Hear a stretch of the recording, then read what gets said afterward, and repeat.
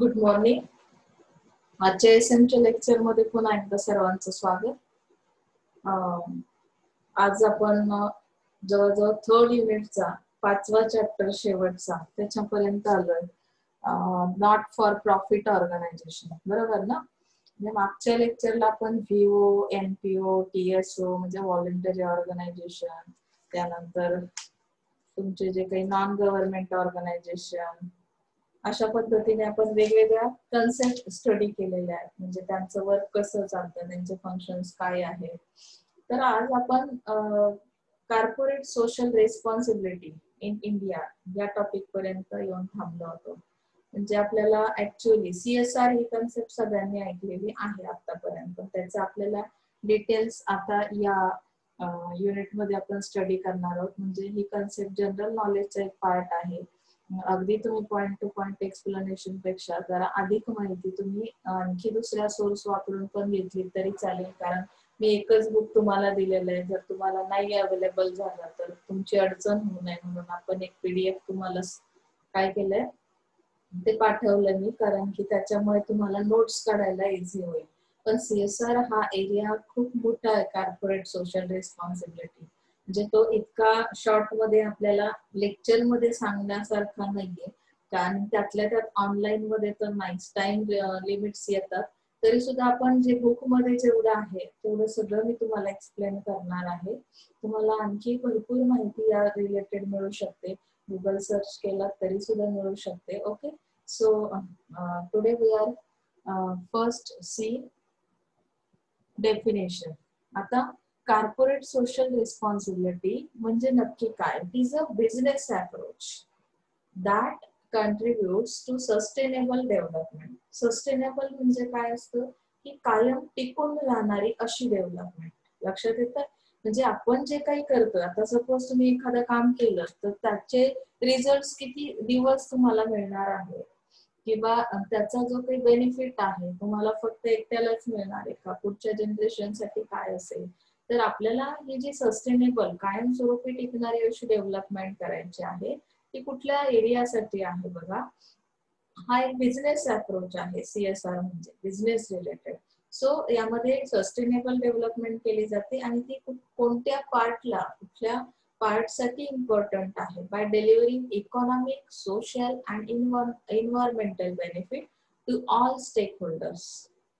Share holders हा प्रकार तुम्ही शिकलात, स्टेक होल्डर्स सुद्धा शिकलात. स्टेक होल्डर्स मध्ये जे काही अदर पार्ट्स येतात, कस्टमर्स असतात, त्यांच्यासाठी बेनिफिशियल आहे हे.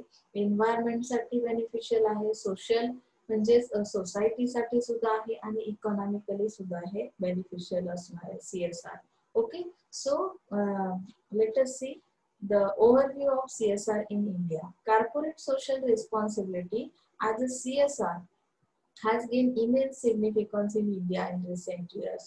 म्हणजे काय की आता जर तुम्ही बघितलं की ह्या येणाऱ्या ह्या पिरियड मध्ये CSR ला बऱ्यापैकी चांगले, म्हणजे CSR ने बऱ्यापैकी चांगलं स्वतःच एक इमेज तयार केलेली आहे इंडियामध्ये.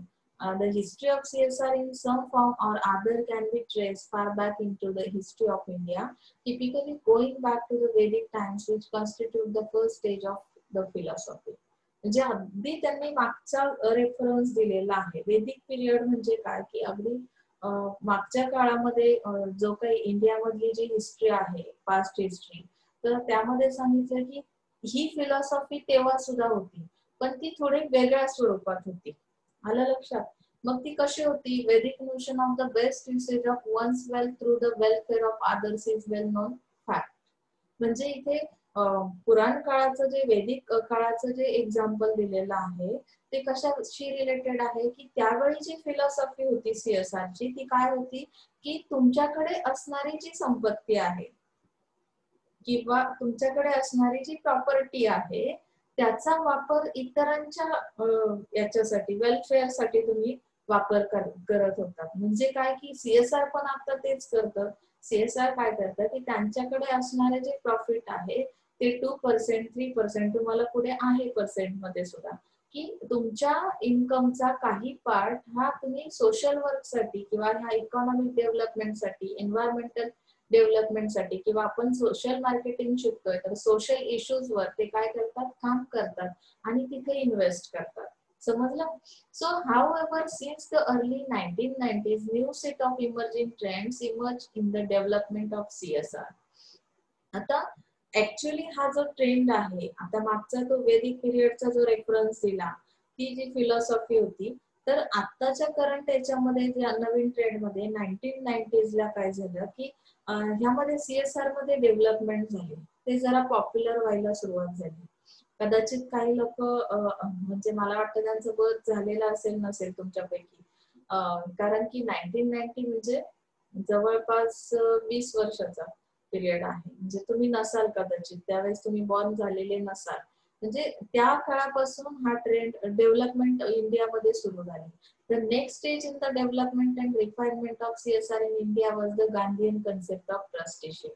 जे ट्रस्ट सुरू झाल्या, ट्रस्ट म्हणजे काय की अशा पद्धतीच्या संस्था की ज्याच्यामुळे काय की बाकीच्यांच्या वेलफेअरसाठी त्या विचार करायला सुरुवात झाली. समाजातले जे काही पुअर पर्सन्स आहेत, म्हणजे एकदम मागास घटक आहे की ज्यांना खरोखर त्यांच्या इम्प्रुव्हमेंटची गरज आहे, त्यांना काही सर्व्हिसेस प्रोव्हाइड करण्याची गरज आहे, तर अशा पद्धतीने गांधीजींच्या काळामध्ये गांधीयन कन्सेप्ट म्हणून ती कन्सेप्ट पुढे आली. डेव्हलपमेंट कशी सुरुवात झाली. The crux of the concept of CSR was based on ethical and moral consideration and inspired by Gandhi. Many corporate houses in hitherto India played active role in social and economic development. Actually, आपला जो Indian culture आहे किंवा इंडियाची जी काही past history आहे, त्यामध्ये आपल्या सोसायटीची तेवढी अशी इम्प्रुव्हमेंट किंवा डेव्हलपमेंट असा पार्ट नव्हता. इकॉनॉमिक पार्ट पण थोडासा कमीच होता. मग त्यामुळे इथे काय झालं की तुम्ही सीएसआर ची जी कन्सेप्ट आली गांधीजींच्या पिरियडमध्ये, म्हणजे गांधीजींनी ती पुढे आणली. कॉर्पोरेट हाऊस साठी त्यांनी अशा पद्धतीची कन्सेप्ट आणली आणि त्यामध्ये बेस काय होता की इथिकल आणि मोरल कन्सिडरेशन्स. म्हणजे ज्या काही ऍक्टिव्हिटी बिझनेस रिलेटेड तुमच्या आहेत, तुम्ही जे काही प्रोव्हिजन करणार आहात सीएसआरच्या थ्रू, तर ती कशी असली पाहिजे, त्यामध्ये इथिकल मॅनर्स असले पाहिजे, मोरल व्हॅल्यूज तुम्ही यूज केल्या पाहिजे.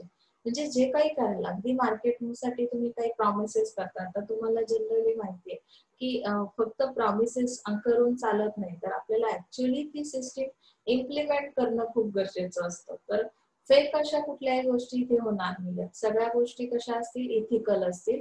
In post independent India which followed the mix economy model, CSR gained an even greater importance since in addition to external stakeholders welfare.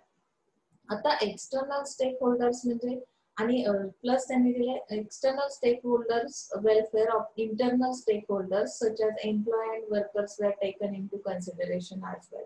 म्हणजे जे काही मिक्स इकॉनॉमिक मॉडेल त्यांनी तयार केलं, म्हणजे स्वातंत्र्य काळानंतरचा विषय आहे हा. इंडियामध्ये आपल्याला जोपर्यंत आपण पारतंत्र्यात होतो, आपल्याला फ्रीडम मिळालेलं नव्हतं, तोपर्यंतचा वैदिक पिरियड मागचा जो आहे रेफरन्स जो दिला, त्यानंतर 1990 ला ही कन्सेप्ट ऍक्च्युअली काय झाली की हा नवीन ट्रेंड आला.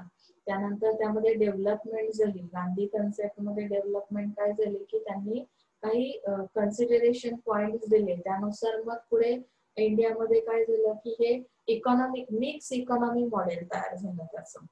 मग इकॉनॉमी मॉडेल तयार झाल्यानंतर की त्यांनी काय केलं की त्याचे जे काही इम्पॉर्टन्स आहेत, या मॉडेल थ्रू मिळणारे जे बेनिफिट्स आहेत, तर त्याच्या थ्रू कुठल्या पर्सनची इम्प्रुव्हमेंट किंवा डेव्हलपमेंट होणार आहे, तर त्यांनी इंटरनल आणि एक्सटर्नल दोन्ही सोर्स घेतले की कंपनीशी रिलेटेड, कॉर्पोरेटशी रिलेटेड किंवा त्या ट्रस्टशी रिलेटेड. मग ते एक्सटर्नल स्टेक होल्डर्स असतील किंवा इंटरनल मध्ये तुमचे स्वतःचे एम्प्लॉई पण असतील की ज्यांच्या वेलफेअरचा इथे विचार केला जाईल. In the pre and post LPG. LPG म्हणजे काय दिले बघा, liberalisation, privatisation and globalisation. See here. The concept of CSR diversified further, thereby uplifting the weaker sections of the society. Weaker section of the society म्हणजे ज्यांची economic growth होणं गरजेचं आहे, ज्यांची इकॉनॉमी खूप वीक आहे, त्यांच्याकडे रिसोर्सेस अवेलेबल नाहीयेत किंवा एम्प्लॉयमेंट अवेलेबल नाहीयेत, अगदी खूप गरीब तळागाळातील लोकांचा यामध्ये विचार केला गेला. Post LPG many multinational corporations were set up in India. आता मल्टीनॅशनल कॉर्पोरेशन्सनी काय केलं की स्वातंत्र्य काळानंतर जेव्हा लायबरलायझेशन, प्रायव्हेटायझेशन किंवा ग्लोबलायझेशन हा जो पार्ट आहे, याच्यानंतर त्यांनी काय केलं की ऍडव्हान्स मॅनेजमेंट टेक्निक्स यूज करायला सुरुवात केली या CSR मध्ये, किंवा टेक्नॉलॉजीचा वापर केला. टेक्नॉलॉजी कधी आली? ग्लोबलायझेशन झालं, त्यामुळे आपल्याला टेक्नॉलॉजीचा सोर्स मिळाला. त्यामुळे CSR ऍक्टिव्हिटीज करणं हे कसं झालं, अतिशय सोफिस्टिकेटेड झालं की अगदी सोसायटीमधील वीकर सेक्शन्स कुठे आहेत त्यांच्यापर्यंत आपल्या फॅसिलिटीज कशा प्रोव्हाइड करू शकतो. मीडिया अवेलेबल झाल्यामुळे तुम्हाला त्यांच्यापर्यंत पोहोचणं इझी झालं, बरोबर. These companies were instrumental in creating ripple effect. म्हणजे काय की तुम्ही अशा पद्धतीने काम केलं त्या कंपनीज ज्या आहेत की त्यांनी जो इफेक्ट आहे त्यांचा, तर तो कसा होता? बेस्ट होता. म्हणजे काहीतरी लक्षात राहण्यासारखा इफेक्ट होता. त्यांचं वर्क त्या पद्धतीने त्यांनी सुरू केलं. Okay, so next page. CSR initiatives of the present day seek to comprehensively address all of the stakeholders of the industry as opposed to the earlier times. And the traditional concept of CSR focus on philanthropy. म्हणजे काय? Charity trust बद्दल तुम्ही ऐकलं की नाही?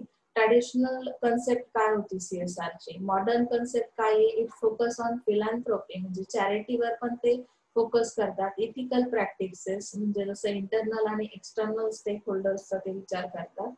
Legal obligations म्हणजे environmental प्रोटेक्शनचा विचार करतात आणि साऊंड इकॉनॉमिक डिसिजन्स घेतात. म्हणजे अशा पद्धतीने त्यांनी काय केलंय की मॉडर्न कन्सेप्ट आणि ट्रॅडिशनल कन्सेप्ट CSR चे दोन्ही इथे मेन्शन केलेले आहेत. मग इथे साऊंड इकॉनॉमिक डिसिजन म्हणजे काय की सगळ्या गोष्टी कशा असतील? व्हिजिबल असतील, ट्रान्सपरन्सी त्यामध्ये असेल. म्हणजे तुम्ही जो काही डिसिजन घ्याल त्यामध्ये तुम्ही इंटरनल एम्प्लॉईचाही विचार केलेला असेल, एक्सटर्नल स्टेक होल्डर्सचाही विचार केलेला असेल, सर्वांगीण विकासाचा विचार इथे केला जाईल. That is called CSR.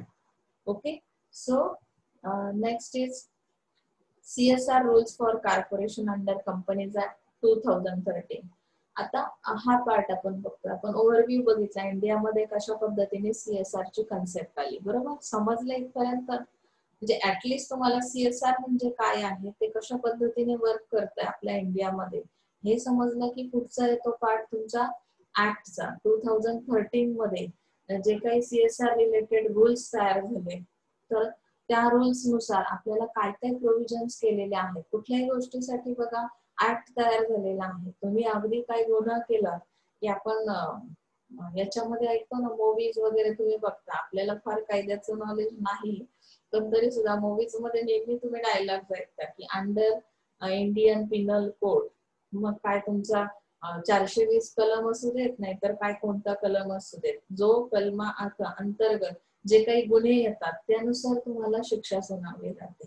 म्हणजे जो जज आहे तो काय करतो की काहीतरी ऍक्ट तिथे असतो दिलेला आणि त्या ऍक्ट मध्ये तुमचा गुन्हा कुठल्या याच्यामध्ये येतो, कुठल्या कलमाखाली येतो, त्या पद्धतीने ती प्रोव्हिजन असते. तुम्हाला असं वाटत असेल की या लोकांचं बरं आहे ना की एखादा आरोपी सापडला की मग काही त्याला फाशीची शिक्षा द्या, आपण म्हणतो त्याला फाशी द्या, तर त्याचा गुन्हा काय आहे आणि त्या पद्धतीने ऍक्टने प्रोव्हिजन केलेली आहे. तसं इथे आहे की CSR साठी सुद्धा काही रूल्स तयार केलेले. म्हणजे 2013 मध्ये एक ऍक्ट तयार झाला. त्यामध्ये फर्स्ट पॉइंट आपण बघूया, एव्हरी कंपनी प्रायव्हेट लिमिटेड और पब्लिक लिमिटेड, म्हणजे प्रायव्हेट सेक्टर असेल, पब्लिक सेक्टर असेल, which either has a net worth of ₹500 crore or a turnover of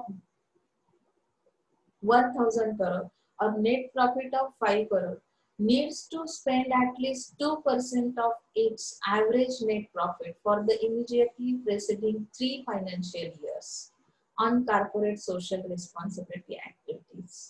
म्हणजे तुम्हाला मी सुरुवातीला सांगितलं की त्यांनी अगदी तुम्ही अर्निंग किती आहे तुमच्या कंपनीचं, प्रायव्हेट लिमिटेड असू देत किंवा पब्लिक लिमिटेड असू देत, मग तुम्ही इन्व्हेस्ट किती केले, तुमचं टर्नओव्हर कितीचा आहे, तुम्हाला प्रॉफिट किती मिळतंय, बरोबर ना. मग त्यानुसार त्यांनी काय केली, प्रोव्हिजन केली की ऍटलिस्ट त्या प्रॉफिट मधला ₹5 crore जर नुसतं प्रॉफिट आहे, नेट प्रॉफिट, तर त्यातला कमीत कमी 2% पार्ट तुम्ही ह्या CSR ऍक्टिव्हिटीज मध्ये फायनान्शियल इयर नुसार त्यांनी काउंटिंग केलं की तुम्ही 2% पार्ट इयरली काय करणं गरजेचं आहे, या CSR ऍक्टिव्हिटी मध्ये घालणं गरजेचं आहे. Is that clear? Second thing त्यांनी काय सांगितली, CSR activities should not be undertaken in the normal course of business and must be with respect to any of the activities mentioned in Schedule 7 of the 2013 Act. आता मग त्यामध्ये नक्की काय केलंय की नॉर्मल कोर्स ऑफ बिझनेस नाही असं ते म्हणतायत CSR ऍक्टिव्हिटी म्हणजे. मग त्यामध्ये काय दिलंय की contribution to any political party will not be treated as a CSR activity. तुम्ही एक्सपेंडिचर कुठे करताय याला पण इम्पॉर्टन्स आहे. ऍक्टने ही प्रोव्हिजन सांगितली. काही कंपनीज काय करतात की पॉलिटिकल पार्टीजला तुम्ही काय केलं की इन्व्हॉल्व करून घेतलं, बरोबर, त्यांच्यासाठी कॉन्ट्रीब्युशन केलं, ते म्हणजे तुमचं CSR असणार नाही.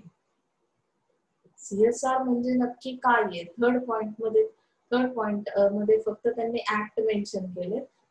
पुढचा पॉइंट आपण बघूया.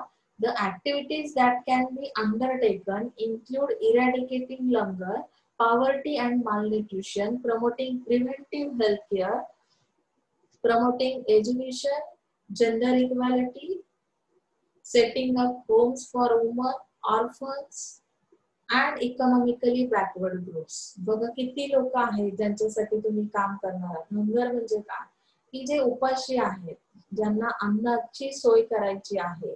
एज्युकेशन आहे, ज्या लोक त्या एज्युकेशन पासून वंचित आहेत.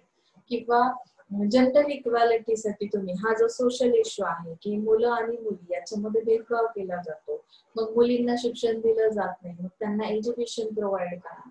किंवा वुमन्ससाठी काही घरांची व्यवस्था करा. मग त्यामध्ये अनाथ लोक आहेत त्यांच्यासाठी सुद्धा तुम्हाला काहीतरी करणार, ज्यांना कोणीच नाही, आई वडील वगैरे कोण नाही, तर मग अशी लोकांनी कुठं जायचं, मुलांनी कुठं जायचं, अगदी लहान मुलं असतात, काही अनाथ आश्रम जे सुरू झाले.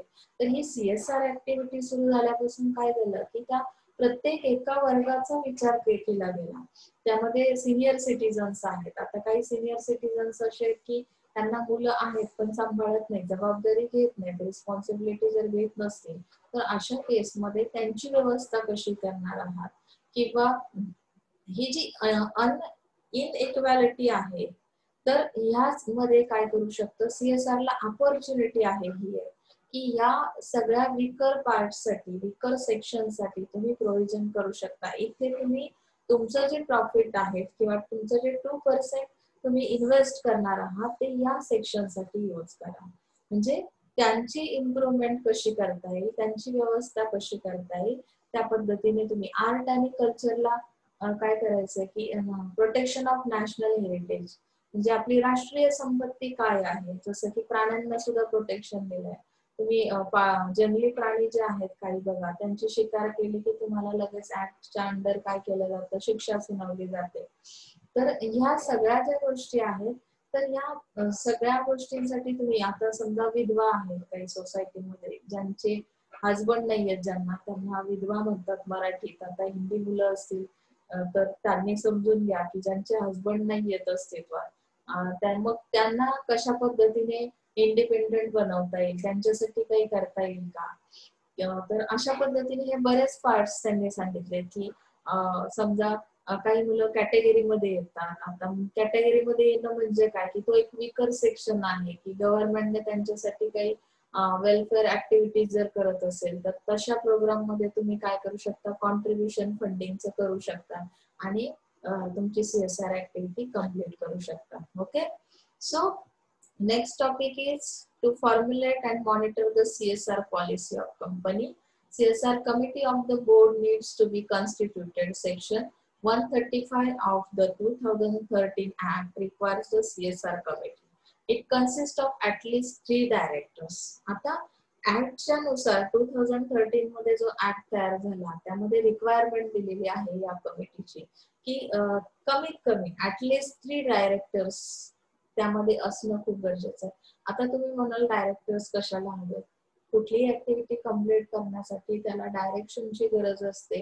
ते काम ते डायरेक्टर्स करणार आहेत की आपण कशा पद्धतीने ती ऍक्टिव्हिटी इम्प्लिमेंट करणार आहोत. त्यासाठी जे प्लॅनिंग आहे, प्रोग्राम्स आहेत, ह्या सगळ्या गोष्टींचे डिसिजन्स हे लोक घेतात. सो इन्क्लुडिंग अन इंडिपेंडेंट डायरेक्टर ऑल्सो. एक इंडिपेंडेंट डायरेक्टर सुद्धा असावा.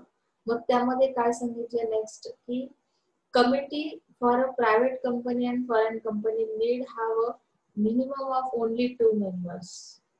म्हणजे प्रायव्हेट कंपनी असू देत किंवा फॉरेनची कंपनी असू देत, त्यामध्ये ती कमिटी तयार होण्यासाठी मिनिमम किती लोक हवेत? 2.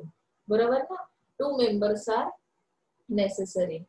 मग आता इथे कमिटी तशी तयार होणार नाही. तुम्ही एकच पर्सन गेलात आणि बोललात माझी कमिटीचं मिनिंगच काय की त्यामध्ये मिनिमम 2 पर्सन्स असणं गरजेचं आहे, 2 मेंबर्स असणं गरजेचं आहे.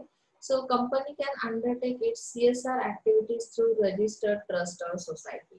मग त्या कमिटीचं काय करावं लागेल? कंपनी जी आहे जी CSR ऍक्टिव्हिटी करते त्यांना रजिस्ट्रेशन करणं हा एक पार्ट येतो बघा. कुठली संस्था असेल, आपण म्हणतो ना रजिस्टर्ड आहे का, त्याला मान्यता आहे का, तर तशा पद्धतीने तुम्हाला सुद्धा कंपनीला जर CSR ऍक्टिव्हिटीज करायच्या असतील तर तुम्हाला ती प्रोव्हिजन करणं गरजेचं आहे की तुम्ही रजिस्ट्रेशन करा. ओके. सेकंड पार्ट दिला, companies can also collaborate with each other for jointly undertaking CSR activities and provided that each of the company is able to individually report on such projects. म्हणजे काय की 2 company सुद्धा joint बेसवर काय करू शकतात? CSR activities करू शकतात. पण ऍज पर 2013 ऍक्ट तुम्हाला काय नेसेसरी आहे की प्रत्येक एका कंपनीने इंडिव्हिज्युअली रिपोर्टिंग करायचंय त्या प्रोजेक्ट रिलेटेड. जर सपोज तुम्ही एज्युकेशनवर काही प्रोव्हिजन करताय, तिथे इन्व्हेस्टमेंट करताय, 2 कंपनी जॉईंट व्हेंचरवर काम करत असतील तर ही ऍक्टिव्हिटी करत असतील तरी सुद्धा प्रत्येकाने आपण काय केलेलं आहे, आपला जो रिपोर्ट आहे इयर रिपोर्ट, तर तो रिपोर्ट इंडिव्हिज्युअली सादर करणं खूप गरजेचं आहे, इंडिव्हिज्युअली देणं खूप गरजेचं असणार आहे. Okay. So company can build CSR capabilities of its personal and implementation agencies through institution. आता यामध्ये त्यांनी सांगितलंय की जे रेकॉर्ड आहे, track records, CSR capabilities of its personal or implementation agencies through institutions with established track records of at least 3 years, provided that the expenditure of such activities does not exceed 5% of the total CSR expenditure of the company in a single financial year. म्हणजे बघा 2013 ऍक्टने आणखी एक provision सांगितले की at least त्या इन्स्टिट्यूटने 3 वर्षभराचा report सादर करणं गरजेचं आहे आणि पर इयर जी काही ऍक्टिव्हिटी झालेली आहे त्यामध्ये 5% पेक्षा जास्त इन्व्हेस्टमेंट त्या CSR वर असू नये. कधी कधी बऱ्याचदा आपण टॅक्स मधून वाचण्यासाठी किंवा काय अशा पद्धतीने काय करतो, एक्स्ट्राचे हे टाकून देतो की आम्ही एवढी इन्व्हेस्टमेंट CSR वर केली. मग त्यामुळे ऍक्टने तुम्हाला आधीच सांगितलं की पर इयर जे काही तुमची रेकॉर्डिंग आहे किंवा रिपोर्ट्स आहेत, तुमचं रेकॉर्ड मेंटेन केलेलं आहे, तर ती इन्व्हेस्टमेंट 5% पेक्षा जास्त असू नये. Okay. So the report of the board directors attached to the financial statement of the company will also need to include the annual report on CSR activities of the company in the format prescribed. त्यांचे एक format तयार केलेले आहे 2013 act नुसार कंपनीसाठी की कंपनीने reports कसे द्यायचे. तर जे काही बोर्ड ऑफ डायरेक्टर्स आहेत ते काय करतील, फायनान्शियल स्टेटमेंट दिलं जाईल तुमचं की कशा पद्धतीची तुमची पोझिशन आहे. फायनान्शियल स्टेटमेंटमुळे तुम्ही किती स्टेबल आहात ते लक्षात येतं. मुळात तुम्ही स्टेबल नसाल हे जर समजते आणि तुम्ही सांगताय की मी 4% इन्व्हेस्टमेंट करतो CSR वर, तर चालणार नाही, कारण ते खरं असणार नाहीये. त्यामुळे त्या कंपनीचं मुळात फायनान्शियल स्टेटमेंट घेतलं जातं एका फॉर्मॅटवर, त्यानंतर CSR चा रिपोर्ट घेतला जातो. अशा पद्धतीने ते फॉर्मॅट प्रिस्क्राइब फॉर्मॅट म्हणजे अगोदरपासून त्यांनी रेडी केलेलं. Okay, so the CSR policy of the company needs to be disclosed on company website. म्हणजे तुमच्या ज्या पॉलिसीज आहेत कंपनीच्या की CSR रिलेटेड, तर त्या पॉलिसीज डिस्क्लोज करा कंपनी वेबसाईटच्या थ्रू. ओके. सो इथे आहे 2013 ऍक्ट मधल्या सगळ्या प्रोव्हिजन्स मी तुम्हाला एक्सप्लेन केल्या. त्या समजल्याच असतील असं समजून आपण पुढे जाऊया. CSR impact evaluation. आता त्याचं इव्हॅल्युएशन कसं करायचं बघा. CSR impact evaluation मध्ये CSR has a paved way for overall economic and social growth and development in India. म्हणजे CSR मुळे आपल्याला काय बेनिफिट्स मिळतात इकॉनॉमिक सोशल ग्रोथ साठी डेव्हलपमेंट साठी. तर इव्हॅल्युएशन कसं केलं गेलंय किंवा त्याचे इम्पॅक्ट्स काय काय आहेत. With stringent rules and regulations on CSR activities to be carried out, the next step is to ensure that they are being implemented accordingly. Though India is competing well with other leading countries in setting best CSR regulations, it however has a long way to go in using latest tools and methodologies for monitoring and evaluation of CSR activities. आता त्यांनी सांगितले की competition आहे. आपण बघितलं LPG म्हणजे लायबरलायझेशन, privatisation आणि globalisation.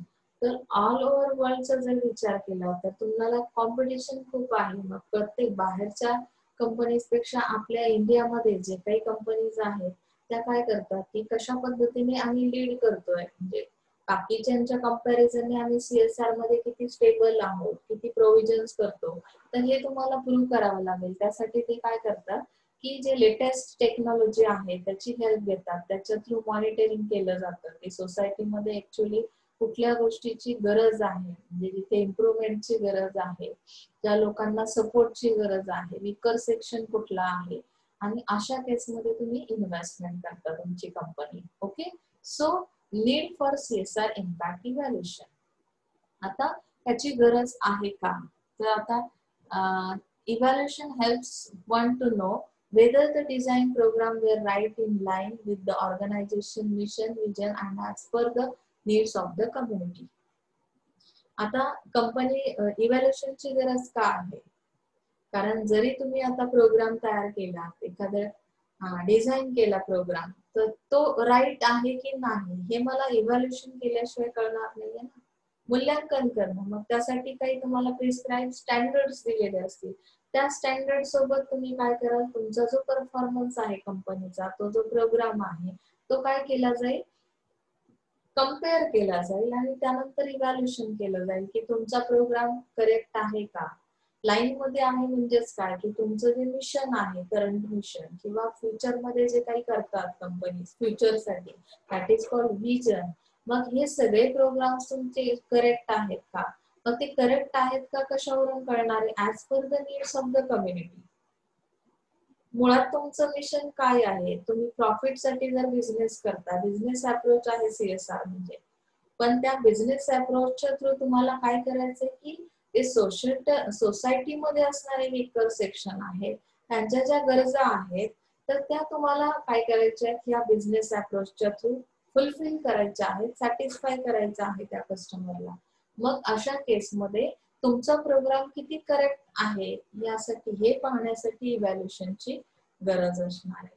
Next thing सांगितली, whether we adopted the right mechanism and implementing agency for implementing and interventions. म्हणजे तुम्ही जे काही मेकॅनिझम यूज केलेलं आहे, तुम्ही ज्या पद्धतीने ते इम्प्लिमेंट करणार आहात, त्यासाठी तुम्हाला कुठले कुठले मध्यस्थी इंटरव्हेन्शन्स काय काय आहेत, त्याचा इथे हस्तक्षेप कोण कोण करतंय, त्यामध्ये किती पार्टीज आहेत. जसं मी सांगितलं, कधी कधी दोन कंपनीज एकत्र येऊन पण काय करू शकतात, जॉईंट व्हेंचरवर CSR ऍक्टिव्हिटी कम्प्लीट करू शकतात.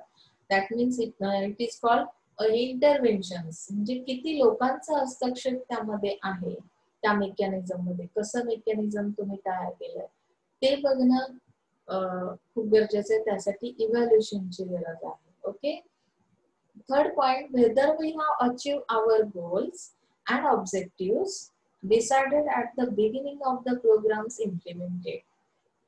म्हणजे आपल्याला आपले गोल्स किंवा ऑब्जेक्टिव्ह जे ठरवून घेतलेले आहे, डिसाइडेड मीन्स तुम्ही ठरवलेले आहे, ते कशा पद्धतीने प्रोग्रामच्या सुरुवातीला तुम्ही इम्प्लिमेंट करणार आहात. म्हणजे प्रेझेंटेशन कसं असणार आहे.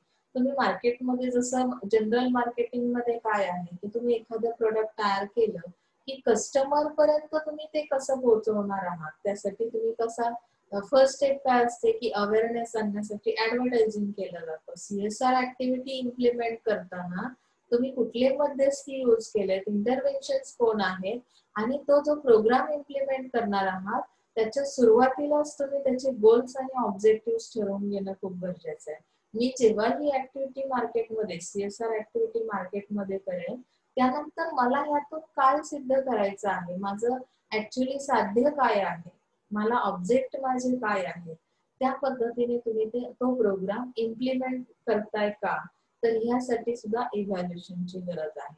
Next thing exactly whether we have any negative changes in the live of the target community. म्हणजे काय की जसं आता तुम्ही COVID-19 सिच्युएशन फेस करताय, सोसायटीमध्ये ज्या पद्धतीचं वातावरण आज आहे, तर हा निगेटिव्ह चेंज आहे लाईफ मधला.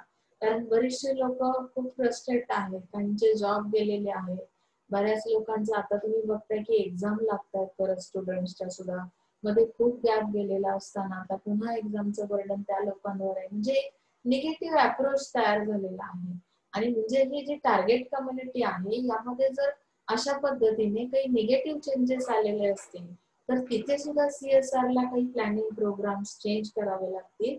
त्यामुळे इव्हॅल्युएशनची गरज आहे. कारण हे निगेटिव्ह चेंजेस जेव्हा तुमच्या लक्षात येतात त्यानंतर तुम्ही जो अगोदर प्लॅन केलेला असतो किंवा तुमचा जो प्रोग्राम आहे त्यामध्ये काही बदल करावे लागतील आणि त्यानुसार तुम्हाला ती CSR ऍक्टिव्हिटी इम्प्लिमेंट करावी लागेल. कारण आता जर मार्केटमध्ये गेला, सोसायटीची कंडिशन बघितली की रोज कितीतरी लोक, हजारामध्ये लोक मरतायत या COVID-19 मुळे, तर मग ह्या सिच्युएशन मध्ये लोकांची जी काही टेंडन्सी आहे मेंटली ते खूप फ्रस्ट्रेट आहे, स्टेबल नाही आहेत. अशा केसमध्ये त्यांना नक्की कुठल्या सर्व्हिसची गरज आहे, कशा पद्धतीने त्यांना आपण मोटिवेट करू शकतो, त्यांची कुठली हेल्प करू शकतो.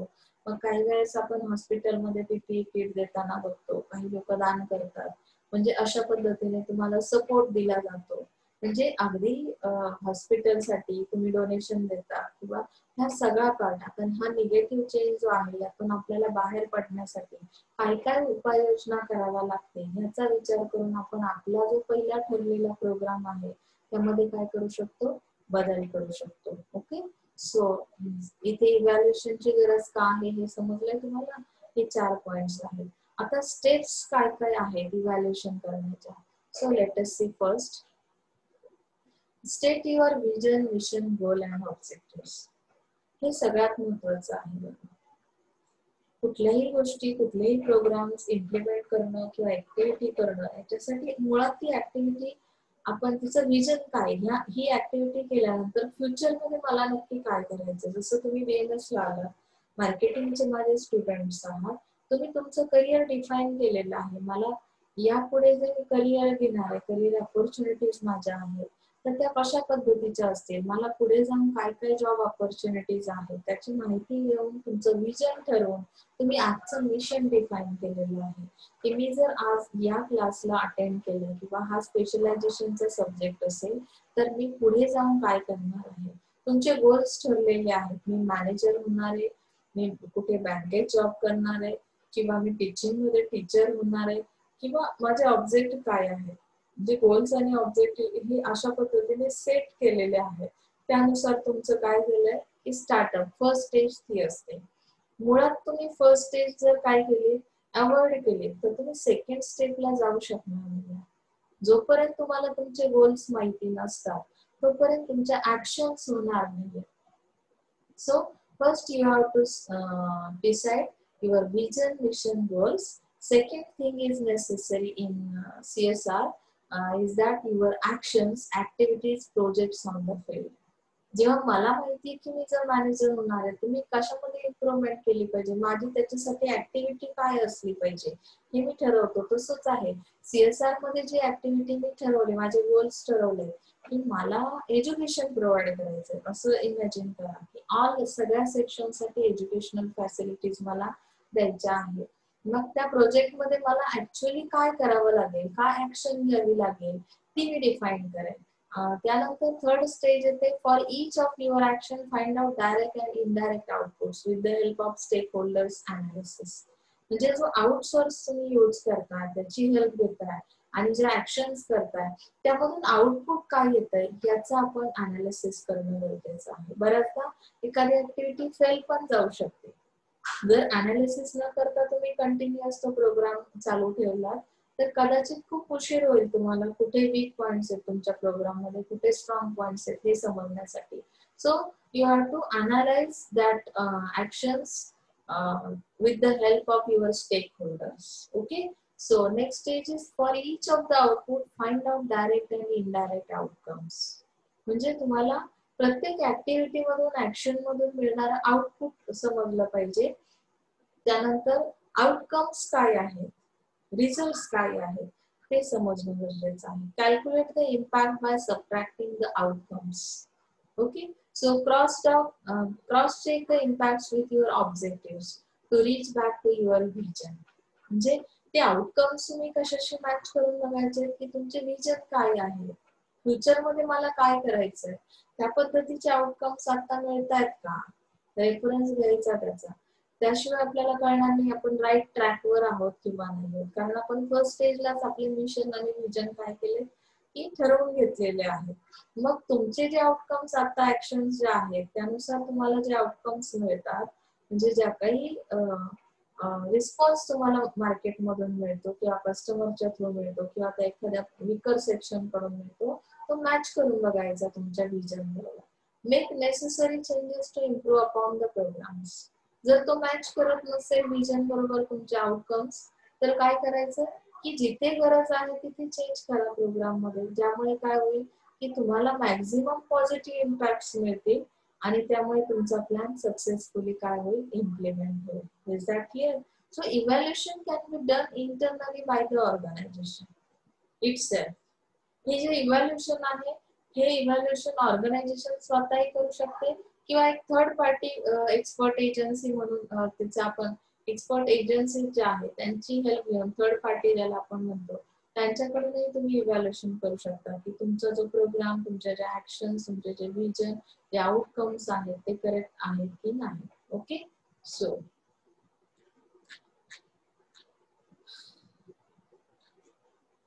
आता need for governance in not for profit sector. आता हा एक पार्ट आहे बघा की गव्हर्नन्सची गरज आहे का. गव्हर्नन्स म्हणजे एक प्रकारचं शासन, सरकार, बरोबर ना, ज्याला आपण काय म्हणतो की नॉट फॉर प्रॉफिट सेक्टर साठी याची गरज आहे का. शासन काय करतं, शासन तुम्हाला काही रूल्स बनवतं, रेग्युलेशन्स बनवले जातात ज्यामुळे तुम्ही काय करता की तुमचा परफॉर्मन्स त्या रूल्सला पाहून किंवा त्या रूल्स मध्ये बसेल अशा पद्धतीचा परफॉर्मन्स देण्याचा प्रयत्न करतात. So governance is the system and processes. आपण म्हणतो ना ही गव्हर्नन्स म्हणजे गव्हर्नमेंटने हा नियम आणलाय, गव्हर्नमेंटची सिस्टीम आहे, या सिस्टीम मध्ये आता एज्युकेशन सिस्टीम कशी आता सध्या सुरू आहे. गव्हर्नमेंटने काय केलं की जेव्हा सोशल डिस्टन्सिंग पाळणं गरजेचं आहे कोविड-19 सिच्युएशन मध्ये, मग त्यांनी ऑनलाईन सिस्टीम सुरू केली. त्यामध्ये वेगवेगळ्या प्रोसेस आहेत की तुम्ही एखाद्या सॉफ्टवेअरवर काय करू शकता, रेकॉर्डिंग करू शकता, विद्यार्थ्यांपर्यंत तुमचं जे नॉलेज आहे ते शेअर करू शकता. म्हणजे अशा पद्धतीने आता ऑनलाईन एक्झाम्स पण आहे त्यामध्ये काय प्रोसेस असणार आहे ते पण ते तुम्हाला डिस्प्ले लवकरच करणार आहे. म्हणजे इथे काय की governance is the systems and processes concern with ensuring the overall direction. Governance काय करतं की तुम्हाला डायरेक्शन प्रोव्हाइड करतं, system related, process related, effectiveness, supervision and accountability of an organisation. म्हणजे ऑर्गनायझेशनने जे काही काम करायचं आहे त्याच्यासाठी डायरेक्शन, इफेक्ट आणि प्लस सुपरविजन आणि अकाउंटेबिलिटी. सुपरविजन कसं केलं जाईल तर हे रेकॉर्डिंग असतात. आता आपली ऑनलाईन सिस्टीमच एक्झाम्पल घ्या की आपले जे रेकॉर्डिंग आहेत त्याच्या थ्रू तुम्ही काय करता की फीडबॅक फॉर्म भरून घेतले जातात. म्हणजे एक प्रकारे टीचरांवर सुपरविजन केलं जातं की कोण कशा पद्धतीने परफॉर्म करतोय किंवा कोण कशा पद्धतीने ती ऍक्टिव्हिटी कम्प्लीट करतो. हे सगळ्या गोष्टी अकाउंट करणं आणि त्याच्यावरून फायनली ऑर्गनायझेशन करेक्ट वेने काम करते की नाही हे समजणं. Is that clear? So good governance ensures. Good governance नक्की काय करतात, compliance with law and regulation. ते काय करतात काही लॉज आणि रेग्युलेशन्स म्हणजे रिस्ट्रिक्शन्स आणतात त्याला मान्यता मिळवून दिली जाते. सरकारी मान्यता आहे का असं आपण जेव्हा विचारतो म्हणजे त्यासाठी काय दिलेले असतात, काही रूल्स रेग्युलेशन्स लॉज दिलेले असतात. Efficient and smooth functioning of the NPO. NPO म्हणजे नॉट फॉर प्रॉफिट सेक्टर. म्हणजे स्मूथ फंक्शनिंग कसं होईल, हे नॉट फॉर प्रॉफिट सेक्टर जे आहे त्यामध्ये ज्या काही ऍक्टिव्हिटीज होतील त्याचं स्मूथ फंक्शनिंग कसं होईल, इफिशियन्सी कशी इन्क्रीज केली जाईल त्याचा विचार केला जातो. Early detection of the problem so as to remedy the defect promptly and effectively. म्हणजे जे काही डिफेक्टिव्ह आहे किंवा ज्यामध्ये काही प्रॉब्लेम्स आहेत ते लवकर डिटेक्ट होतात जर तुम्हाला रूल्स रेग्युलेशन्स दिले तर. समजलं? Preservation of the reputation and integrity of the sector. आता यामध्ये त्यांनी काय सांगितलं बघा, की इंटिग्रिटी असणं खूप गरजेचं आहे. प्रिझर्वेशन ऑफ द रेप्युटेशन म्हणजे काही गोष्टींचं रेप्युटेशन हे जे आहे रेप्युटेशन बेस्ड असलं पाहिजे आणि त्यामध्ये कंटिन्युटी असली पाहिजे. म्हणजेच काय की कंटिन्युअस. आता तुम्ही एक दिवस क्लास अटेंड केलात, एक दिवसासाठीचं रेप्युटेशन बेस्ड आहे, तुम्ही अटेंड केलात, उद्यापासून नाही केलात म्हणजे काय झालं, त्यामध्ये कंटिन्युटी राहिली, तुमच्या परफॉर्मन्स मध्ये नाही राहिली. म्हणजेच काय झालं, तुम्ही प्रिझर्व नाही केलं ते रेप्युटेशन. वन डेचं जे काही तुमचं रेप्युटेशन तुम्ही बनवलं होतं टीचरच्या माइंड मध्ये, ते तुम्ही कंटिन्युअस ठेवणं गरजेचं आहे. आणि गुड गव्हर्नन्स या गोष्टीची खात्री करून देतं की तुमचा फक्त वन डेचाच प्रोग्राम बेस्ड होता आणि त्यानंतर फुल इयर तुम्ही जे काही केलं ते अजिबात मेजर करता येण्यासारखं नव्हतं किंवा काउंटेबल नव्हतं, अशा पद्धतीचा परफॉर्मन्स असेल तर त्याची खात्री करून घेतली जाते ह्या गव्हर्नन्सच्या through. Is that clear? So governance in not for profit organisation include. Now which things are included in governance? Agreeing the purpose of the charity or non-profit.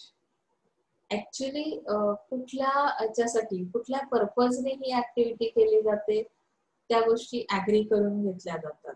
बरोबर? काही लोक असं असतं की एखादी गोष्ट करण्यापूर्वी त्यांचा वेगळा पर्पज असतो आणि ऍक्च्युअली ती स्टार्ट झाल्यानंतर त्यांचा पर्पज काहीतरी, म्हणजे त्यांना त्यातून, आता सपोज तुम्ही सीएसआर मध्ये उतरला, सीएसआर मधून तुम्ही काय केलं की लोकांची मनं जिंकली, त्यांच्यामुळे तुम्ही इलेक्शनला उभे राहिलात आणि मतं मिळवली. म्हणजे काय केलं तिथे पर्पज बदलला की तुम्हाला सोशल, इकॉनॉमिक आणि इन्व्हायरमेंटल बेनिफिट प्रोव्हाइड करायचंय. इथे तुमचं इंडिव्हिज्युअल प्रॉफिट काय आहे, तुमची इंडिव्हिज्युअल इम्प्रुव्हमेंट होण्यासाठी तुम्ही अशी ऍक्टिव्हिटी जर करत असाल तर तुमचा पर्पज कसा आहे, करेक्ट नाहीये. मग तुम्ही ज्या पर्पजने ह्या बिझनेस मध्ये उतरला किंवा सीएसआर ऍक्टिव्हिटी मध्ये उतरला तो अगोदर ऍग्री करून घेतला जातो. Agreeing broad strategies to carry out the charity or non-profit purpose effectively. तुमचा पर्पज अचीव करण्यासाठी, तुमचा हेतू जो आहे तो अचीव करण्यासाठी तुम्ही कुठल्या स्ट्रॅटेजीज अप्लाय करताय. बऱ्याचदा आपण काय करतो की कस्टमर मिळवण्यासाठी काही प्रॉमिस देऊन टाकतो आणि मग त्या पद्धतीने सेलिंग करतो. ऍक्च्युअली ते प्रॉमिसेस पाळले जात नाही बऱ्याचदा आणि मग कस्टमर डिसॅटिस्फाईड होतो. तसं इथे सीएसआर ऍक्टिव्हिटी जी केली तर ती करताना तुमचा पर्पज कळला, पण त्या पर्पज नुसार त्याला सुटेबल अशा स्ट्रॅटेजीज असल्या पाहिजे. त्यासाठी अग्रीमेंट घेतलं जातं ह्या गव्हर्नन्सच्या through. Accounting for the non profits performance म्हणजे तुमचा परफॉर्मन्स ओव्हरऑल चेक केला जातो, अकाउंट केला जातो. Ensuring it operates with in the law म्हणजे तो परफॉर्मन्स लॉच्या पद्धतीने प्रोव्हिजन नुसार आहे का, तुम्ही लॉ फॉलो करता का. म्हणजे आता जर तुम्हाला ऍज पर लॉ सांगितलं की स्टुडंटने जर अटेंड नाही केला क्लास, तुमचा अटेंडन्स वीक असेल, 70% अटेंडन्स नसेल तर बाय लॉ आपण काय करू शकतो, तुम्हाला परीक्षेला बसण्यास मनाई करू शकतो. म्हणून तुम्हाला पुन्हा पुन्हा सांगेल की ऑनलाईन आहे आणि आता कोणाला काय समजणार आहे, कोण त्याचं मॉनिटरिंग करणार आहे, कोण रिपोर्टिंग करणार आहे, तर सगळी सिस्टीम असते. कोणी असं समजू नका की मी लेक्चर नाही केले तरी सुद्धा मला काही फरक पडणार नाही, तुमच्यावर अशी वाईट वेळ कधी येऊ नये. पण तरी सुद्धा सांगते की जर खूपच लो अटेंडन्स असेल तर तुम्ही आजही अलर्ट व्हा आणि इथून पुढचे लेक्चर तरी अटेंड करा. आपण जे युट्यूबवर लेक्चर टाकतोय त्यामागचं रिझन हेच आहे की अगदी कोणालाही ही जी काही प्रोव्हिजन आहे, ऑनलाईन एज्युकेशन सिस्टीम आहे, त्यामध्ये एकही विद्यार्थी यापासून वंचित राहू नये प्रत्येक विद्यार्थ्यापर्यंत हे एज्युकेशन पोहोचलं पाहिजे. आणि अगदी रेअर केसमध्ये एखाद्या विद्यार्थ्याकडे इंटरनेटचा प्रॉब्लेम असेल तर त्याला युट्यूबवर ते चॅनल कधीही पाहता यावे म्हणून ती प्रोव्हिजन केली. तुम्ही असं समजू नका की आम्ही रोजच्या रोज त्याच्यावर बघतो म्हणजे आम्ही लेक्चर अटेंड नाही केले तरी चालणार आहे, असं अजिबात नाही. फक्त आपण ही जी फॅसिलिटी आहे ही सगळ्यांपर्यंत पोहोचावी. रेअर केसमध्ये एखादा आढळला तर त्याला ते लेक्चर्स किंवा ते जे काही सिलेबस आहे तो त्याला पाहता यावा म्हणून आपण बाहेरच्या याच्यावर टाकतोय, युट्यूबवर टाकतोय ते लेक्चर्स. अदरवाईज तुमचं अटेंडन्स ऑनलाईनला सुद्धा तितकंच मस्ट आहे, लक्षात ठेवा. ओके, सो आपण पुढे जाऊया. थोडस विषयांतर मुद्दामून केलाय कारण मी जी तुमची जनरल अटेंडन्स आतापर्यंत चेक केली त्यामध्ये फार कमी लोक अटेंड करतायत. मार्केटिंगला जेवढ्या लोकांनी ऍडमिशन घेतलंय ते सुद्धा टोटल सगळे नाही अटेंड करत आहे. तर तुम्ही याकडे थोडं प्रकर्षाने लक्ष द्या अटेंडन्सला. So need for governance. आता ह्या नॉट फॉर प्रॉफिट ऑर्गनायझेशन साठी गव्हर्नन्सची गरज आहे का? तर आहे. कारण की लॉंग टर्म डायरेक्शन, सेक्युरिटी तुम्हाला मिळते. Ensuring the policies and activities achieve objective, म्हणजे तुम्ही ऑब्जेक्टिव्ह अचीव्ह करू शकता. NPO is run in a way that is legal, म्हणजे तुम्ही लीगल वेने काम करता. रिस्पॉन्सिबल आणि इफेक्टिव्ह अशा पद्धतीचा तुमचा काय असतो, परफॉर्मन्स असतो. being accountable to those with an interest to stake in the NPO. Okay, so ethics in social marketing हा एक पार्ट आहे. त्यामध्ये इथिक्स बद्दल आपण जरा बोलूया. हा शेवटचा पार्ट आहे ह्या युनिटचा. त्यानंतर इथे युनिट संपेल, third unit. So ethics in social marketing. Ethics comprise of moral principles and standards that guide human behaviour. तुमचं बिहेवियर कसं असलं पाहिजे, म्हणजे आपण म्हणतो कधी कधी गुड आहे, कधी कधी बॅड आहे. मग हा बेस कुठला आहे, कशावरून कळणार की हे गुड आणि हे बॅड आहे? सोसायटीने काही गुड मॅनर्स जे आहेत, काही थिंग्स ज्या आहेत त्या ठरवून घेतलेल्या आहेत तुमचं बिहेवियर कसं असलं पाहिजे. मग त्यासाठी त्यांनी त्या मोरल व्हॅल्यूचा, मोरल प्रिन्सिपल्सचा वापर केलाय की तुम्ही लेक्चरमध्ये आहात, तुम्ही क्लासमध्ये कसं असलं पाहिजे तुमचं बिहेवियर, त्यासाठी सुद्धा काही मोरल व्हॅल्यूज आहेत. तुम्ही जर त्या टीचरला रिस्पेक्ट करताय, टीचरला रिस्पेक्ट करणं हा सुद्धा एक एथिकल मॅनर्सचा प्रकार आहे. जे तुमचे गुरु असतात त्यांना आपण किती रिस्पेक्ट देतो त्यानुसार तुमचं बिहेवियर क्लासमध्ये असलं पाहिजे. रिस्पेक्टिव्ह पर्सन समोर आपलं बिहेवियर कसं असलं पाहिजे, त्यामुळे ते स्टँडर्ड ठरवून घेतले जातात. सोशल मार्केटिंग मध्ये सुद्धा concept of social marketing and ethics together are quite confusing. इथे कन्फ्युजन थोडस आहे. आपण जनरल मार्केटिंग मध्ये इथिक्स वापरतो म्हणजे काय, दिलेले प्रॉमिसेस आपण फॉलो करतो. पण सोशल मार्केटिंग मध्ये जेव्हा मला ऍक्टिव्हिटीज करायच्या आहे तेव्हा मी इथिक्स वापरणं that is very hard and difficult and confusing. The reason being the word social in social marketing itself is an indicator that it is for the welfare of the society rather than the ones practicing it. म्हणजे इथे आपल्याला फक्त एका पर्सनचा विचार नाही करायचा, तुम्ही सोसायटीसाठी काहीतरी ऍक्टिव्हिटी करताय, सोसायटीच्या वेलफेअरचा विचार करताय. मग अशा केसमध्ये मी कशा पद्धतीने इथिक्स इथे यूज करणार आहे, त्यामुळे थोडस कन्फ्युजन आहे. So the rationale behind including ethics in social marketing is to ensure that no wrong practices are followed in the name of social marketing. म्हणजे रॉंग प्रॅक्टिसेस करू नका. सोशल मार्केटिंग मध्ये काय करायचं याची खात्री करून घ्यायची की सोशल मार्केटिंग, जेव्हा तुम्ही सोशल मार्केटिंग मध्ये एथिक्स आणताय तेव्हा काही रॉंग प्रॅक्टिसेस काय करायच्या आहेत, अवॉइड करायच्या आहेत. सो एथिकल इश्यूज कुठले आहेत की जे फेस करतायत आता सोशल मार्केटिंग सध्या, म्हणजे सोशल मार्केटिंग मध्ये कुठले चॅलेंजिंग फॅक्टर्स आहेत ethics related. So first we have to see use of fear-inducing communication through advertisements, thereby creating unnecessary consumer anxiety and fear. तुम्ही जेव्हा एखाद्याचं बिहेवियर चेंज करायला जाता की नाही तेव्हा समोरचा पर्सन कधी कधी भीती वाटते त्याला, एखादा नवीन बदल त्याच्या बिहेवियर मध्ये करायचा असेल तर कदाचित तो घाबरतो. अनएक्साइटी अँड फिअर ह्या गोष्टी कम्युनिकेशन मुळे तयार होऊ शकतात. सोशल मार्केटिंग मध्ये जे कम्युनिकेशन केलं जातं किंवा ऍडव्हर्टाइजमेंट केलं जातं त्याच्यामुळे एखाद्या वेळेस तुमचा कंझ्युमर घाबरण्याची शक्यता असते. Image building efforts under the rules of social marketing campaign. तुम्हाला इथे इमेज बिल्ड करायची असते, जसं एखाद्या प्रोडक्टची इमेज बनते एखाद्या ब्रँडची मार्केटमध्ये. पण सोशल मार्केटिंग मध्ये जेव्हा इमेज तयार करायची तर ही जी कंपेन आहे ती कशी आहे की थोडीशी विचार करून करावी लागणारी आहे. त्यामध्ये तुम्हाला एफर्ट्स घ्यावे लागतील आणि एफर्ट्सच्या नंतर तुम्ही ती इमेज क्रिएट करू शकता. Use of messages which only carries attractive slogan but lack in content related to social marketing programs.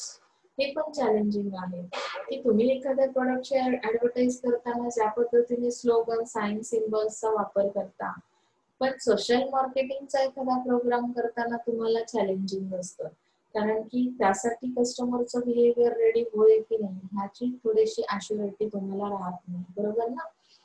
So different social marketing programs for different income groups, thereby exhibiting desire for financial aid. आता इथे काय करावं लागतं की जेव्हा social मार्केटिंगचा programme एखादा घ्यायचा आहे, तुम्हाला कस्टमरचं बिहेवियर चेंज करायचं, तर डिफरंट टाईपचे इन्कम ग्रुप्स आहेत. काही हाय क्लास सोसायटीतले पर्सन आहे, काही मिडल क्लास, काही लोअर क्लास. मग त्या प्रत्येकासाठी तुम्हाला काय करावं लागतं, वेगळा प्रोग्राम तयार करावा लागतो, त्यांना अंडरस्टँड होईल अशा पद्धतीने.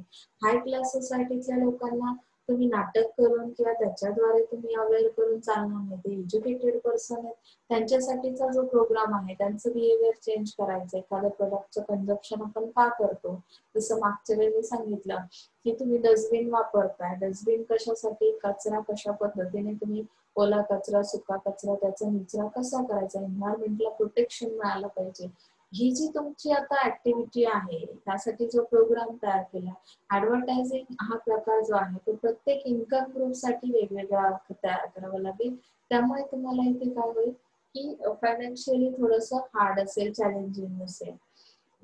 Miss information of social marketing programmes, म्हणजे सोशल मार्केटिंग प्रोग्राम्स मुळे कधी कधी काय होतं की चुकीचा मेसेज जाण्याची शक्यता असते. म्हणजे ही लोक आमच्यावर काहीतरी प्रयोग करतायत का, जादू करतायत का, आम्हाला स्वतःला बदलवण्याचा प्रयत्न करतायत का, तर अशा पद्धतीचे समज, गैरसमज, that is the challenges in social marketing. Racial, gender, region and belief discrimination is the social marketing program. Inflated figures of the cost in social marketing programs. म्हणजे कॉस्ट किती लागेल त्यासाठी, त्यानंतर हे सोशल मार्केटिंग प्रोग्राम तयार करताना जनरलचा विचार करावा लागेल. जेव्हा प्रोग्राम बनवला जातो सोसायटी मधल्या पर्सन साठी त्यावेळेस फिमेल सायकोलॉजी वेगळी असेल, मेल सायकोलॉजी वेगळी असेल, रिजन वाईज त्या कस्टमरची सायकोलॉजी वेगळी असेल, त्यामुळे त्यांच्या बिहेवियर मध्ये चेंज करायचं असेल तर मला काय करावं लागेल की हा जो फरक आहे त्या लोकांचा, जेंडर, रिलीजनचा, हा लक्षात घेऊन मला तो प्रोग्राम तयार करावा लागेल. So it is a challenging. Okay, so ethical code of conduct. मग यांनी काही कोड ऑफ कंडक्ट दिलेले आहेत की सोशल मार्केटिंग मध्ये कशा पद्धतीने कोड दिले. Identify the needs of the target group and develop social marketing programme. पहिल्यांदा त्यांची गरज काय आहे ती शोधा आणि त्यानंतर त्या टार्गेट ग्रुपला काय करा, सोशल मार्केटिंग करा. Ensure that the program strategy adopted is in alignment with the organization objective and mission statement. तुम्ही जो प्रोग्राम तयार करणार आहात त्यासाठी ऑर्गनायझेशनचे ऑब्जेक्टिव्ह आणि मिशन्स काय आहेत त्यानुसार तो प्रोग्राम काय केला पाहिजे, तयार केला पाहिजे. Ensure that the programme will help in upliftment of the target group. म्हणजे त्या प्रोग्राममुळे तुम्हाला काय प्रोग्रेस दिसते त्या टार्गेट ग्रुपमध्ये, ज्या कस्टमरचा ग्रुप तुम्ही टार्गेट केला, ज्यांच्या बिहेवियरवर चेंज करणार आहात, तर त्यामध्ये तुम्हाला त्याची ॲश्युरिटी काय मिळाली पाहिजे की तुम्हाला खरंच हा ग्रोथ होते का, त्या टार्गेट ग्रुपचं बिहेवियर चेंज होतंय का, ती जी ग्रोथ आहे ती तुम्ही इथे बघून घ्यायची. Ensure that assistance is provided to the right target group. म्हणजे तुम्हाला जो टार्गेट ग्रुप केलेला आहे त्यांच्यासाठी काही असिस्टन्स प्रोव्हाइड करा की ज्याच्यामुळे ते सहजासहजी काय होतील, त्यांचे बिहेवियर चेंज करण्यासाठी तयार होतील.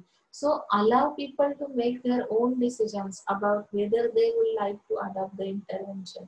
Do not create fear in the mind of the target group by using fear-inducing advertisement. Advertisement अशा करा की ज्यामुळे हेल्दी एन्व्हायरमेंट क्रिएट होईल, ना की ते लोक घाबरले पाहिजेत अशा ऍडव्हर्टाइजमेंट करणं टाळा. So ensure that every person irrespective of the race, caste, gender, status gets an equal opportunity to be a part of the intervention. म्हणजे ह्या सोशल मार्केटिंगच्या कंपेनमध्ये तुम्ही अशा पद्धतीचं डिस्क्रिमिनेशन करू नका की कास्ट कुठली आहे, जेंडर कुठला आहे, स्टेटस कुठला आहे. तर ही अपॉर्च्युनिटी सगळ्यांसाठी काय करा, ओपन टू ऑल अशी असली पाहिजे. Ensure that campaign results in maximum benefits to one and all. ह्या कंपेनच्या थ्रू तुम्ही सोसायटी मधला किंवा टार्गेट ग्रुप्स मधला each and every person satisfied कसा होईल, त्याला बेनिफिट्स कसे मिळतील, अशा पद्धतीचे तुमचे कोड असले पाहिजे, फिक्स असले पाहिजे. Ensure that the social marketing campaign abide with the laws of the land. म्हणजे तुमचं सोशल मार्केटिंगची कंपेन जी आहे ती ऍज पर देअर लॉज, म्हणजे ज्या कंट्रीमध्ये तुम्ही त्या प्रोव्हिजन करताय, CSR ऍक्टिव्हिटी करताय, सोशल मार्केटिंग करताय, तर त्या कंट्री, आता इंडियाचा विचार केला तर इंडियाची जी काही लॉज आहे किंवा डेमोक्रेसी आपण काय केलेली अडॉप्ट केलेली आहे, तर त्या लॉ नुसार ते इथिक्स त्यामध्ये यूज करणं गरजेचं. Care should be exercise that no person or environment is harm by the campaign. म्हणजे तुमच्या कंपेनमुळे कोणालाही हार्म पोहोचणार नाही, इजा होणार नाही, याची दक्षता तुम्ही घेणार आहात सोशल मार्केटिंग कंपेनमध्ये. ओके, सो इथपर्यंत हा आपला चॅप्टर संपलेला आहे, थर्ड चॅप्टर. त्याखाली जी क्वेश्चनरी दिली बघा, त्यामध्ये फिल इन द ब्लँक्स आहेत, मॅच द फॉलोइंग आहे, ट्रू ऑर फॉल्स आहे, मल्टिपल चॉईस क्वेश्चन आहे, त्याचे सगळ्याचे आन्सर आहेत दिलेले. शॉर्ट नोट्स आहेत, ह्याच्यासाठी पण मी तुम्हाला लिंक पाठवलेली आहे ग्रुपवर तुमच्या. आणि लॉंग आन्सर टाईप क्वेश्चन आहेत. शक्यतो नोट्स काढताना क्वेश्चन आन्सर टाईप काढल्यात तर तुम्हाला एक्झामला फेस करताना इझी होईल. ऑब्जेक्टिव्ह साठी स्पेशल वेगळी नोटबुक करा आणि त्यामध्ये ऑब्जेक्टिव्ह टाका. ओके, म्हणजे काय होईल की कन्फ्युजन होणार नाही. चॅप्टर फर्स्ट अंडर जेवढे काही हे येतील ऑब्जेक्टिव्ह येतील ते चॅप्टर फर्स्ट मध्ये लिहा. त्यासाठी थिअरीसाठी जे काही ब्रॉड क्वेश्चन्स आहेत, शॉर्ट नोट्स आहेत, त्याच्यासाठी वेगळी नोटबुक करा, म्हणजे तुम्ही कन्फ्युज होणार नाही. ओके, सो इथे आपण आज थांबतोय. असाइनमेंट तुम्ही करतच असाल कम्प्लीट असं मी इमॅजिन केलंय. मला लवकरच तुम्ही दाखवाल. आता पुढच्या लेक्चरला आपण 4th युनिट स्टार्ट करणार आहोत. सो इथे आज थांबूया. Thank you so much.